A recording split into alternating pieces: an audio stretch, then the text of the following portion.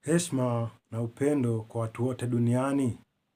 Pokea salamu kutoka kwa King J Andraza son of who I am. Uongozi ndio yahitajika kurudisha maisha wastani. Viongozi wanapaswa kutilia mkazo miundo misingi ya kuimarisha na kuboresha maisha ya watu. Amani ndio msingi wa maisha bora. Kila mja akizingatia itaeneza upendo na undugu.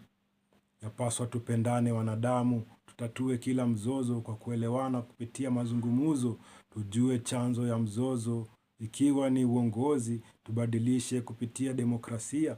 Dunia itabadilika bila vita, Mwenyezi Mungu ndiye anayetuongoza, Israeli ipunguziwe vita, amani ipatikane dunia yote, viongozi wanapaswa kutilia mkazo, kutia sahihi, mkataba wa amani. Ndio hali irudi sawa, nchi nyingi barani Afrika wamebaki kwa hali ngumu ya uchumi tangu COVID na economic sanction. Tukiendelea hivi, kuona vita ikienea itachipuka iwe ya dunia, tusipoziba ufa, waathiriwa, hawatanusurika na nchi za Afrika, hawatakuwa na ustawi kiuchumi. Ni uongozi yahitajika, hali irudi wastani. Ikiwa uongozi uliopo umetuweka kwa hali hii mgumu, dhana ya kubadilisha uongozi wa dunia haipaswi kusababisha vita, ile yapaswa kubadilisha jinsi tunavyofikiria kama wanadamu.